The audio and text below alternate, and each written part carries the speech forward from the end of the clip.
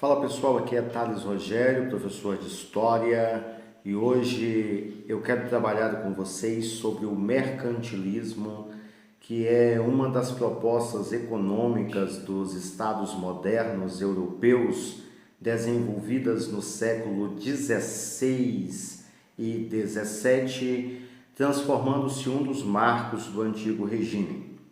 Existiam-se duas faces dessa moeda chamada mercantilismo. A primeira seria alimentar o absolutismo, que é a concentração de poder nas mãos de uma pessoa.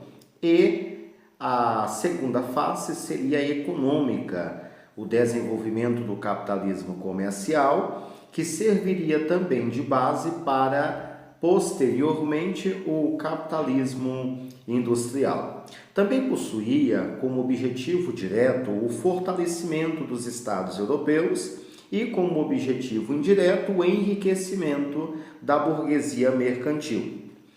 Existem também alguns fatos que estão juntos com o mercantilismo. Como principal fator, nós temos aí o acúmulo primitivo de capital, e esse acúmulo primitivo iria ser baseado na quantidade de riqueza que esses estados europeus conseguissem se agregar em sua carteira. Mas para isso, ia precisar obedecer primeiro o metalismo, que é uma concentração de ouro e prata, e isso simbolizava-se poder.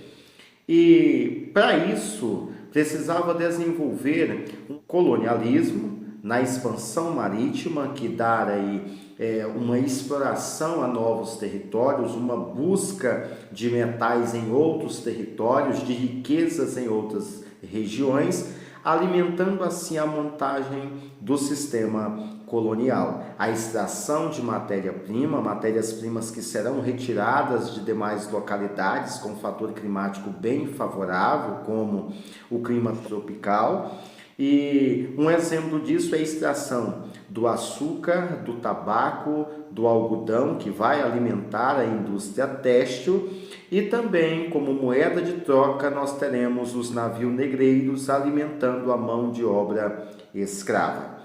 Mas para fazer com que exista esse acúmulo primitivo de capital, será desenvolvido pelo Estado uma política chamada de monopólio. O monopólio seria a exclusividade na produção e consumo dessa matéria-prima.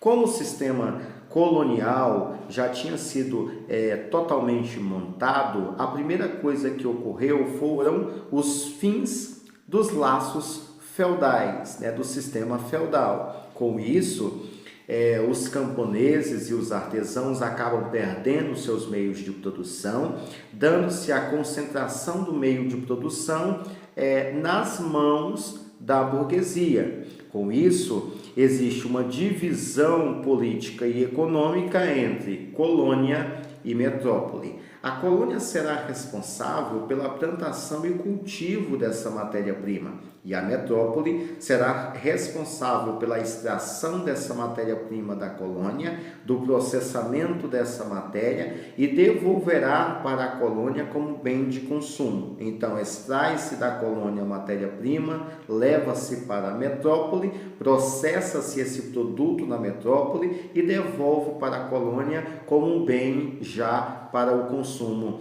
final.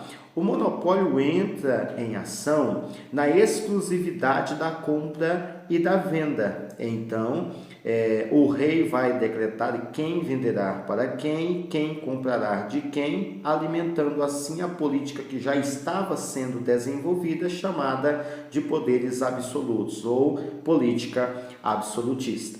Mas tudo isso será totalmente como objetivo para alimentar uma balança comercial que seja totalmente favorável. E a balança comercial, para acabar sendo positiva, ela precisa ter o índice de exportação maior que o de importação. E com isso, se os lugares que estão sendo explorados, se os territórios que estão sendo buscados esses metais não tiverem nem o clima tropical para produzir bem de consumo, nem tampouco metais preciosos, então nós vamos começar a dividir esse acúmulo de metais em forma de moeda. E essa moeda virá a partir do momento que eu vendo mais do que compro. Então eu exporto mais do que importo.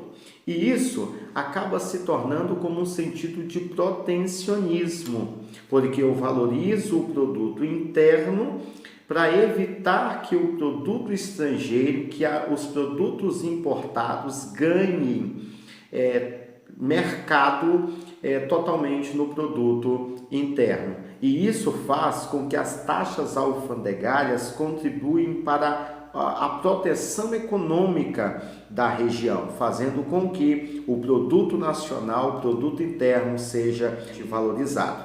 Qual que seria o objetivo de tudo isso? O chamado intervencionismo do Estado, porque o Estado agora passa a controlar, a intervir diretamente na economia.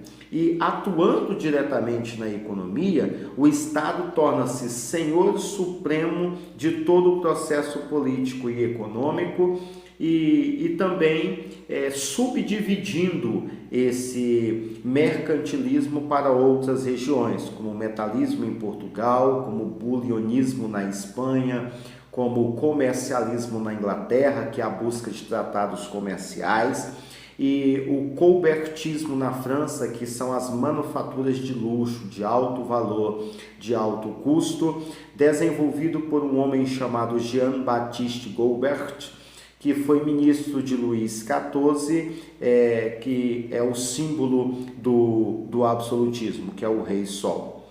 Espero ter ajudado os senhores, muito obrigado, até a próxima aula.